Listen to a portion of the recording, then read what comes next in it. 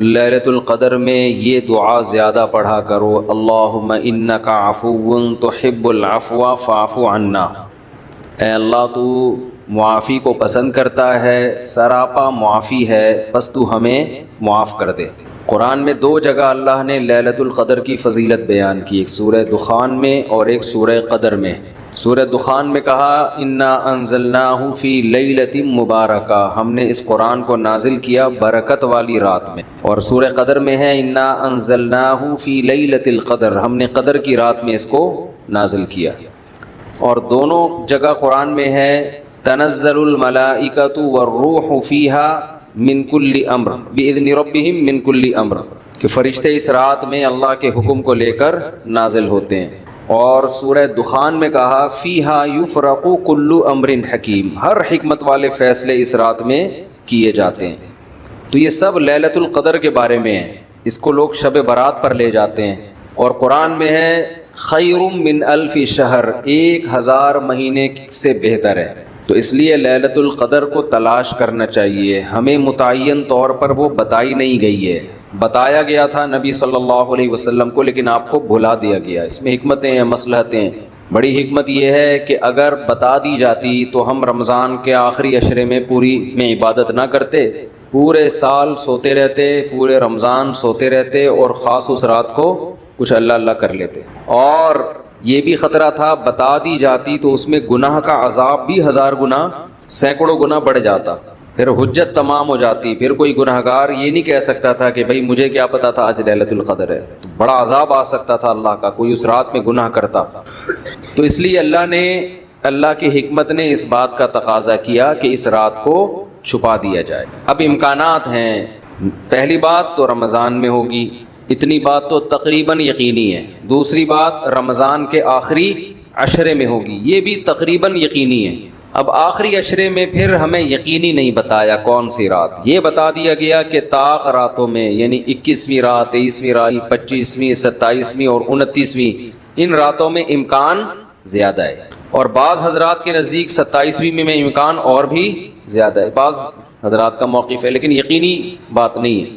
تو طاق راتوں میں یعنی کوشش تو کریں رمضان کے آخری عشرے میں عبادت کریں، ورنہ کم سے کم آخری درجہ کیا ہے کہ رمضان کی طاق راتوں میں خود بھی نماز، تلاوت اور دعا میں دل لگائیں، اور اپنے گھر والوں کو بھی نمازوں اور تلاوت میں لگائیں، دعاؤں کو، بچوں کو بھی لگائیں، اٹھایا کریں رات کو جا کے کہ بیٹا اٹھو، تھوڑا اللہ اللہ کر لو، نماز پڑھ لو، کچھ اللہ سے دعائیں مانگ لو۔ دعا کو بہت فوکس کرنا چاہیے، آج کل دعاؤں کو چھوڑ دیا بالکل، حالانکہ سب سے بڑی عبادت ہی دعا ہے۔ دعا میں اللہ اور بندے کا جو کنیکشن ہوتا ہے نا، وہ نماز میں بھی نہیں بنتا، وہ تلاوت میں بھی نہیں بنتا، وہ جو تعلق بنتا ہے نا اللہ اور بندے کا دعا میں، وہ کسی عبادت میں نہیں بنتا۔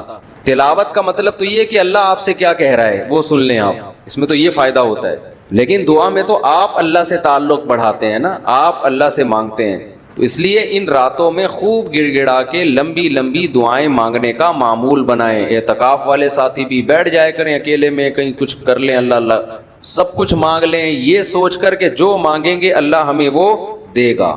جب انسان مانگتا ہے نا پتہ نہیں ملے گا نہ ملے، تو پھر ملتا نہیں ہے۔ اللہ کہتا ہے جب تیرا میرے بارے میں یہ نظریہ ہے کہ میں دیتا ہی نہیں ہوں، تو پھر مانگتا رہے بیٹھ کے، میں نہیں دوں گا۔ اللہ میں استغنا بہت ہے، اللہ کا معاملہ یہ ہے کہ اللہ میں استغنا بہت ہے، اللہ کے سامنے جھکو گے تو وہ چپڑ پھاڑ کے دے گا، تھوڑی سی بھی اکڑ دکھاؤ گے تو پھر اللہ کا کچھ نہیں بگاڑ سکتے، پھر خود ہی رلتے رہو گے، ساری زندگی برباد ہوتے رہو گے۔ جیسے نبی صلی اللہ علیہ وسلم نے ایک بوڑھے کو بخار میں دیکھا، فرمایا کہ طہور، یہ بخار تمہارے گناہوں کو معاف کرے گا، خیر برکت کا ذریعہ ہے۔ وہ بیچارہ کہیں غصے میں تھا، اس نے کہا یہ ایک بڈھے کو تنگ کرنے کے لیے آیا ہے۔ آپ نے فرمایا اب ایسا ہی ہوگا، یہ گناہوں کی معافی کا ذریعہ نہیں بنے گا۔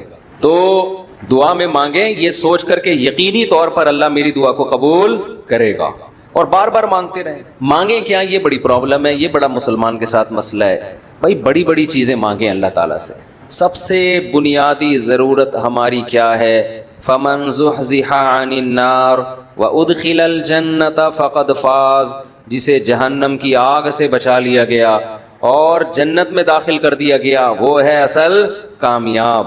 تو یہ مانگو اللہ تعالیٰ سے، اے اللہ مجھے جنت مانگنے کا مطلب پتہ ہے کیا ہوتا ہے؟ یہ نہیں ہوتا کہ میں انہی بدماشیوں میں رہوں لیکن آخرت میں مجھے معاف کر کے جنت میں داخل کر دینا، یہ قطعاً مطلب نہیں ہے۔ جنت مانگنے کا مطلب یہ ہے کہ اے اللہ وہ کاموں کی توفیق دے دے جن کی وجہ سے جنت ملتی ہے۔ یہ تو بہت کفر ہے ایک طرح کا کہ میں رہوں ایسے ہی، اور یہ تو گویا اللہ کی آیات کا مذاق اڑانے والی بات ہوگی۔ تو ہدایت مانگے، ہدایت، سیدھا راستہ، ایسا راستہ کہ جس پہ چل کے کیا ملتی ہے؟ جنت، اس راستے پہ چلا دے، یہ سب سے زیادہ مانگا کریں۔ اور جو دین کے کام میں لگے ہوئے ہیں، مبلغین ہیں، علماء ہیں، دینی مدرسے کے طلباء ہیں، وہ ایک اور دعا بہت زیادہ مانگا کریں، کیونکہ ان کو صرف جنت تھوڑی چاہیے، ان کو تو یہ چاہیے کہ ہمیں اللہ نے پیغمبروں کا وارث بنایا ہے، تو ہم سے اے اللہ تو دین کا کام بہت زیادہ لے لے، جو ہمارا مقصد ہے، ہمارا ہدف ہے۔ اگر ایک عالم کاروبار کامیاب کر کے چلا گیا تو یہ کون سا تیر مار لیا اس نے؟ یہ کوئی اس کا اصل کام تھوڑی تھا۔ ایک عالم شادی کر کے 4 شادیاں کی اور دھڑا دھڑ بچے پیدا کر کے دنیا سے چلا گیا، کام تو یہ بھی اچھا کیا اس نے، لیکن یہ اس کا اصل ہدف؟ یہ تو کوئی بھی کر سکتا ہے۔ یہ تو ابو ظہبی کے جو سابق بادشاہ تھے ان کے میرے خیال ہے 100 کے قریب کہا جاتا ہے بیٹے بیٹے تھے ان کے، دھڑا دھڑ شادیاں کی انہوں نے۔ وہ لوگ تو پھر طلاقیں دے دے کے بھی کرتے رہتے ہیں نا عرب بادشاہ، انہیں کوئی نہیں پوچھتا کہ طلاق دے بھی دیں ہم آپ اور نہیں، یہ حرکت شروع کر دینا، پٹو گے بہت برے طریقے سے، اور ویسے بھی شریعت میں پسندیدہ کام نہیں ہے طلاق دینا۔ لیکن عرب لوگوں کے پاس پیسہ بہت ہے، وہ بھائی ایک بیوی کو طلاق دی ہے، بھائی بنگلہ دے دیا، وہ خوش ہوتی ہے، چل بھائی بنگلہ ملا، ایک اور شادی کی، تو ان کے ہو جاتے ہیں 100۔ تو عالم کا اصل کام کیا ہے؟ اللہ اس سے دین کا کام لے لے۔ جیسے پیغمبروں کو دنیا میں بھیجا گیا دین کی خدمت کے لیے، وہ اگر وہی نہ کریں تو پھر ان کا مقام اور مرتبہ ہے؟ ظاہر ہے ان کا مقام کس لیے؟ دین کی خدمت۔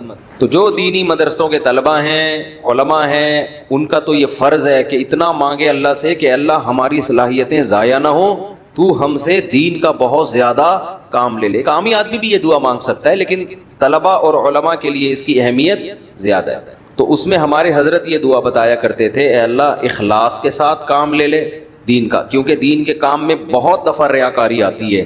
کام دین کا ہوتا ہے لیکن پھر آدمی کی اپنی انا شامل ہو جاتی ہے، اپنی پبلسٹی، میں بڑا بن جاؤں، میری پروموشن ہو، مجھے لوگ واہ واہ کریں، یہ نفس کی خواہش اس میں کیا ہوتی ہے؟ شامل، اور اس سے دین کا کام تو ہو جاتا ہے، آپ کو قیامت کے دن ٹکے کا بھی اجر نہیں ملتا۔ کیوں؟ حدیث میں آتا ہے ان اللہ رب یؤید ھذا الدین برجل فاجر او کما قال صلی اللہ علیہ وسلم، اللہ بعض دفعہ کسی فاسق سے بھی دین کا کام لے لیتے ہیں، اس کا اللہ کی نظر میں مقام نہیں ہوتا، لیکن بعض دفعہ کام اللہ اس سے لے لیتے ہیں، ہو جاتا ہے، لیکن مقبول نہیں ہوتا وہ۔ تو اخلاص کے ساتھ دین کے کام کی اللہ توفیق دے، کس کے ساتھ؟ اخلاص۔ دوسرا عافیت کے ساتھ۔ دین کے کاموں میں آزمائشیں بہت ہیں، جیلیں بھی ہیں، لوگوں کی صلواتیں بھی ہیں، تو انسان اللہ سے دعا یہی مانگے کہ عافیت کے ساتھ ہو جائے، آزمائشوں میں نہ گھروں میں۔ اور تیسری بات، قوت اور ہمت کے ساتھ۔ قوت الگ چیز ہے، ہمت الگ، پاور بھی ہو میرے پاس کام کی، کمزور آدمی دنیا میں کام نہیں کر سکتا، تو کام بھی قوت کے ساتھ ہو، پاور کے ساتھ، جاندار کام ہو، کچھ کر کے جاؤں دنیا سے، لوگ کہیں بھائی، لوگ کہیں نہ کہیں، اللہ کہے کہ کچھ کر کے گیا ہے۔ لوگوں کو بعض دفعہ پتہ ہی نہیں ہوتا، کر کوئی اور رہا ہوتا ہے، کیش کوئی اور کرا رہا ہوتا ہے، تو اللہ کو پتہ ہے، اللہ کہے کہ واقعی تو کچھ کر کے آیا ہے۔ اور چوتھا، ہمت کے ساتھ۔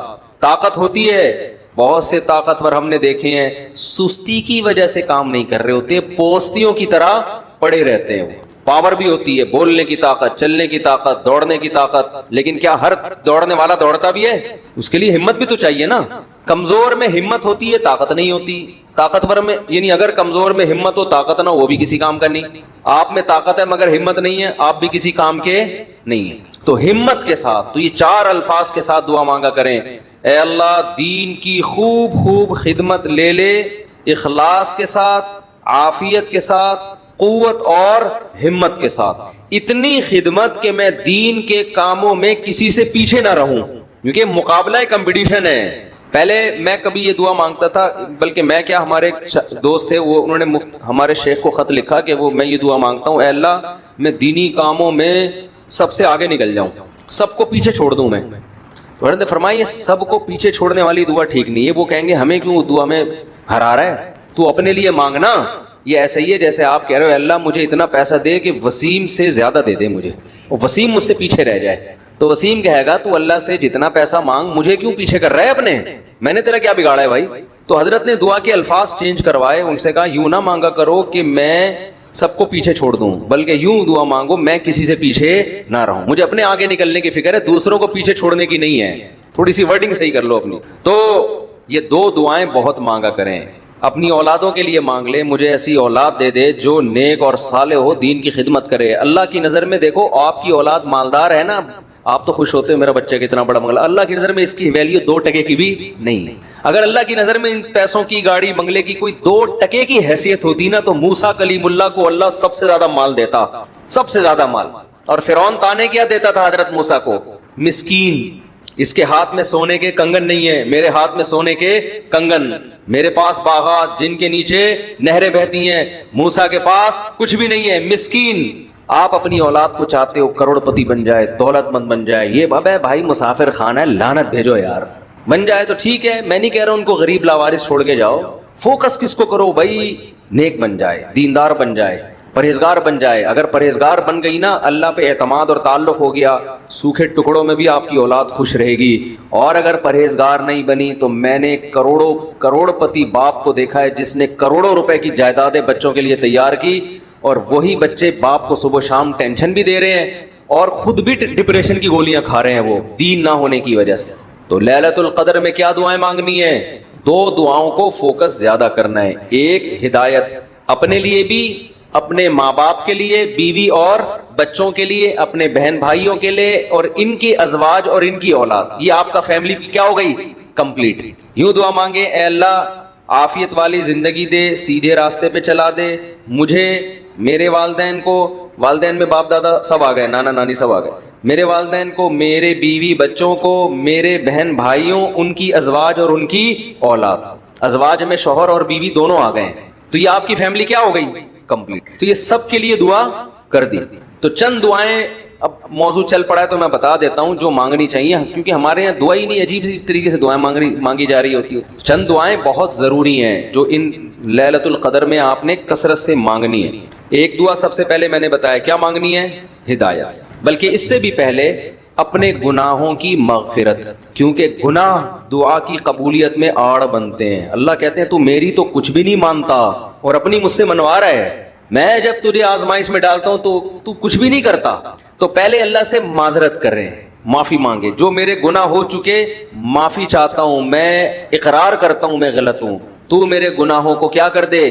معاف. یہ بار بار مانگے اللہ سے, یہی ہے انک عفو تحب العفو فاعف عنا. اور دل میں نیت کریں اللہ میں تجھ سے وعدہ کرتا ہوں آئندہ میں گناہ نہیں کروں گا. شیطان ایسے موقع پہ کہے گا ابے تو کر لے گا, تو کیوں جھوٹے باتیں کر رہا ہے؟ تو شیطان کو بولے تو اور میں جانوں, اللہ جانے تجھے کباب میں ہڈی بن کے تجھے کیا تکلیف ہو رہی ہے. یہ شیطان نا ایسے موقع پہ یہ کرواتا ہے تاکہ منہ سے بات بھی اچھی نہ نکالو آپ. شیطان آئے گا اور کہے گا کہ بھائی تو دعائیں مانگ رہا ہے کہ تو میں دوبارہ نہیں کروں گا, تو نے کرنا تو ہے یہ کام دوبارہ, کیوں اپنے آپ کو دھوکہ دے رہا ہے؟ تو آپ شیطان سے کیا بولو, بھائی میرا معاملہ اللہ کا معاملہ, تیرے کو بیچ میں تکلیف کیا ہو رہی ہے؟ جیسے میں جب شادی کر رہا تھا تو لوگ محلے والے کہہ رہے تھے مفتی صاحب کو کیا ہو گیا, پھر تیسری شادی کر رہے ہیں. تو ایک صاحب نے کہا بھائی اپنے خرچے پہ کر رہے ہیں, لڑکی کے ابا راضی ہیں, تو آپ کو تکلیف کیا ہو رہی ہے؟ ان کے گھر والوں کو ہو تو سمجھ میں آتا ہے. تو یہی بات شیطان کو سمجھا دیا کریں. صحیح ہے, یہ وسوسے ڈالتا ہے شیطان عمل سے روکنے کے لیے. تو بھائی جب بعد میں خدا نخواستہ ہو گیا تو دوبارہ توبہ کر لیں گے. اب یہ تھوڑی کہ اگر ہونے کا خطرہ ہے تو ہم کوئی اچھا کام ہی نہ کریں, باقی اچھے عمل بھی چھوڑ دیں اس چکر میں کہ ہم سے تو گناہ ہو جاتا ہے تو ہم کیا, ہمیں کیا بھائی, ہو جاتا ہے تو جب ہوگا تو دیکھا جائے گا, ابھی تو نہیں ہو رہا نا, ابھی تو جذبہ ہے نہیں کریں گے بس. تو پہلے کیا کرنا ہے؟ گناہوں سے توبہ, اس کے بعد ہدایت کی دعا. سب سے بڑی ضرورت کیا ہے؟ سیدھے راستے پر چلنے کی توفیق. اس میں اپنے لیے, بیوی بچوں کے لیے, اپنے والدین اور بہن بھائی اور ان کی ازواج اور اولاد, یہ پورا بڑے بڑے رشتے کور ہو گئے اس میں, ٹھیک ہے نا. پھر تیسرے نمبر پر دین کی خدمت کی دعا کہ اللہ ہم سے دین کا بہت کام لے لے, کیونکہ علماء کے لیے تو سب سے بڑا کی فضیلت ہی یہی ہے کہ اللہ ان سے دین کی خدمت لے لے. وہ دنیا میں کاروبار کے لیے نہیں ہے, شادیوں کے تو ایک ضمنی چیز ہے, اس کے لیے شادیوں کو پروموٹ کرنے کے لیے ضرور ہے کیونکہ وہ بھی دین کا ایک حصہ ہے. تبھی ہمارے حضرت مفتی رشید احمد صاحب کہتے تھے علماء کو خود شادیاں نہ کرو, لوگوں کو ترغیب دو. لوگ کہتے تھے حضرت ترغیب کیسے دیں جب خود نہیں کرے گا, خود کرو گے تو دین کے کام کے قابل نہیں رہو گے. اتنے جھگڑے ہوں گے نا کہ بس اسی کام کے رہ جاؤ گے اور کسی کام کے نہیں رہو گے. البتہ یہ سنت ہے ضروری تو لوگوں کو ترغیب دو، لیکن وہی بات ہے کہ ایسے ترغیب دیں لوگ کہیں گے خود کر نہیں رہا. تو اے اللہ دین کا کام مجھ سے بہت زیادہ لے لے. تاجر ہے وہ بھی دعا کر سکتے ہیں دین کا کام لے لے، اللہ اس کے مال سے مدارس بنوا دے، مسجدیں بنوا دے، یتیم خانے کھلوا دے، تو کتنی بڑی بات ہے. چوتھی دعا عافیت کی. یہ نہ مانگا کرے اللہ مجھے مال و دولت دے دے، اے اللہ میری تنخواہ 2 کروڑ کروا دے. اس طرح کی دعائیں یہ جزیات ہیں، ہدف کو فوکس کرنا چاہیے. اللہم انی اسألک العفو والعافیہ، معافی چاہتا ہوں، عافیت والی زندگی، ٹینشنوں سے پاک زندگی چاہیے. اب وہ اللہ کی مرضی ہے پیسہ دے کے ٹینشن سے پاک کر دے یا بغیر پیسے کے آپ کو ٹینشن فری بنا دے.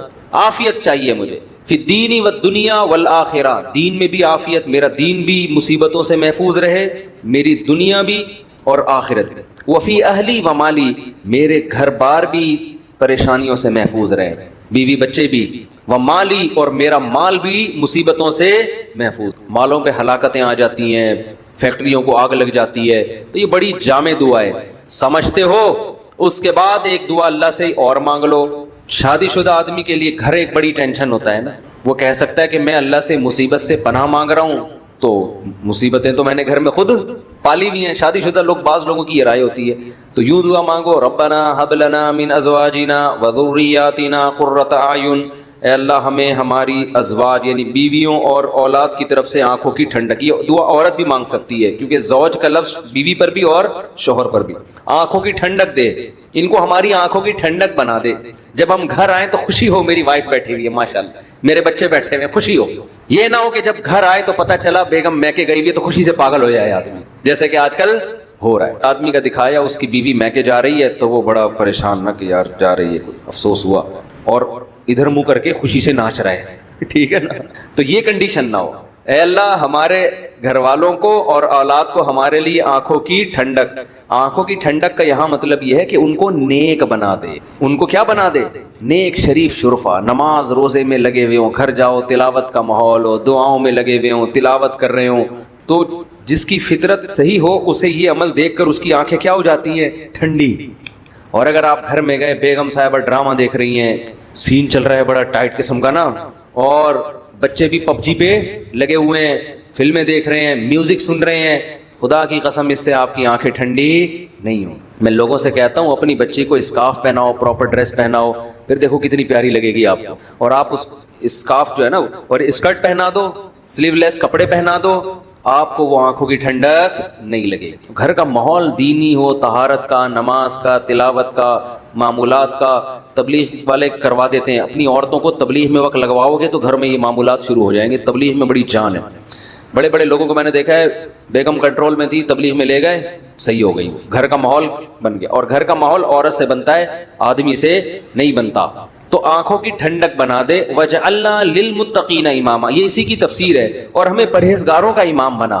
یہ مطلب نہیں کہ اگلے الیکشن میں ہم جیت جائیں. پرہیزگاروں کا امام کا مطلب امام تو ہم ہیں ہی، ہمارے ماتحتوں کو پرہیزگار کر دے، اچھے لوگوں کے سربراہ ہوں ہم. تو بیوی بچے آپ کے ماتحت ہوتے ہیں نا، تو ہمیں ان کو کیا بنا دے؟ تو پرہیزگار بنا دے. تو یہ دعا بھی بہت امپورٹنٹ ہے. اللہ نے نیک لوگوں کی صفات میں یہ دعا بھی بیان کی ہے کہ وہ ہم سے یوں دعا مانگتے ہیں.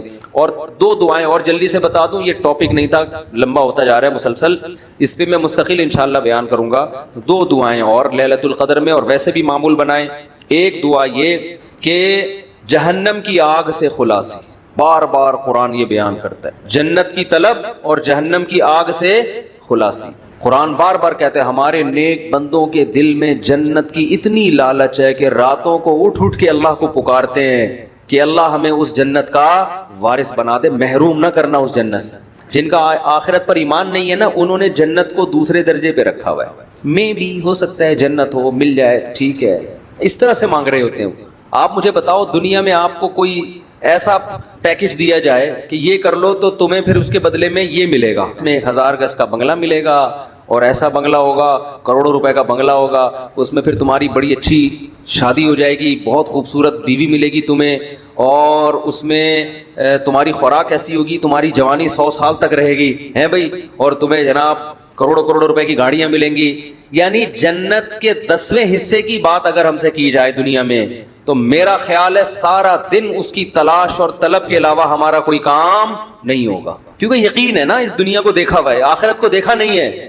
تو اللہ تعالیٰ کہتے ہیں کہ ہمارے نیک بندے راتوں کو اٹھ کے اللہ سے کیا مانگتے ہیں؟ جنت، کہ اللہ ربنا وآتنا ما وعدتنا علی رسلک، اے اللہ تو نے پیغمبروں کی زبان سے جس جنت کا ہم سے وعدہ کیا ہے وہ اس وعدے سے ہمیں محروم نہ کرنا، وہ دینا ہمیں جنت، ہم محتاج ہیں اس کے، وہ بڑی دل نشیں جنت ہے۔ ایسا نہ ہو کہ نیک لوگ اس میں جا رہے ہوں اور ہمیں اس سے روک دیا جائے، اس وقت یہ منظر قہر بن کے گرے گا آپ کے اوپر، یہ بہت بڑی ٹینشن ہوگی۔ اور جہنم کی آگ سے پناہ، ربنا صرف عنا عذاب جہنم، جہنم کی آگ کو ہم سے دور کر دے۔ تو یہ چند دعائیں ہیں جو مانگا کریں پابندی کے ساتھ۔ سمجھتے ہو کہ نہیں سمجھتے؟ اور ایک آخری دعا، اگر آپ کے والدین دنیا سے جا چکے ہیں یا آباء و اجداد کوئی بھی جا چکے ہیں، ان کی مغفرت کی دعا، ان کو بھولنا، جن میں والدین تو بہرحال وہ تو زندگی بھر نہیں بھولنا ان کو۔ جب مغفرت کی دعا تو سب سے پہلے اپنے والدین کے لیے الگ الگ مانگا کرو، باپ کے لیے الگ اور ماں کے لیے الگ، ہول سیل کے حساب سے نہ مانگا کرو۔ بعض لوگ ہول سے، یا اللہ جتنے بھی مرحومین دنیا سے جا چکے ہیں سب کی مغفرت فرما دے، تو مرحومین میں ابا بھی آ گئے، اماں بھی آ گئے، نانی بھی آ گئی، دادی بھی، سب ہول سیل۔ دعاؤں میں ہول سیل نہیں چلتا، نام لے لے کے اس میں زیادہ خشوع و خضوع پیدا ہوتا ہے، سمجھتے ہو؟ اب ظاہر ہے سارے مرحومین کا تو نام لے نہیں سکتا نا، تو خود ہی مرحومین میں داخل ہو جائے گا تھوڑی دیر میں، تو چند اسپیسیفک مرحومین کا نام لے کے پھر ہول سیل کے حساب سے کہ جتنے دنیا سے مسلمان جا چکے ہیں اللہ مغفرت کرے۔ تو یہ کام ضرور کرنا چاہیے لیلۃ القدر میں۔ اور لیلۃ القدر میں مخصوص عبادت ثابت نہیں ہے، یہ جو چل رہا ہوتا ہے نا کہ پہلی رکعت میں یہ سورت پڑھیں، پھر یہ سورت پڑھیں، پھر یہ سورت پڑھیں، یہ سب چیزیں غیر ثابت ہیں، بدعت ہیں، ان سے اجتناب کریں۔ تمام دوائیں بچوں کی پہنچ سے دور رکھیں، تمام بدعتیں اپنی اور بچوں کی پہنچ سے دور رکھیں۔ تو لیلۃ القدر میں آپ سمپل نماز پڑھیں، زیادہ سے زیادہ دعا مانگیں، اور تسبیحات ہیں، تلاوت ہے، یہ کام کریں، سمجھتے ہو؟ دوسرا، جتھے نہ لگائیں لیلۃ القدر میں، اس کو بھی لوگوں نے ایک شو بنا لی ہے، جتھے دوست احباب مسجدوں میں ٹوپیاں پہن کے جا رہے ہیں اور پھر بیٹھے ہوئے ہیں، گپے لگ رہی ہیں، ہاں ہلا گلا چل رہا ہے، پھر چلو جی جماعت سے نماز ہو رہی ہے، ٹھیک ہے جماعت سے نماز بھی پڑھ سکتے ہیں، لیکن تراویح میں تو بڑی جماعتیں جائز ہیں، تو ثابت ہے خلفائے راشدین سے۔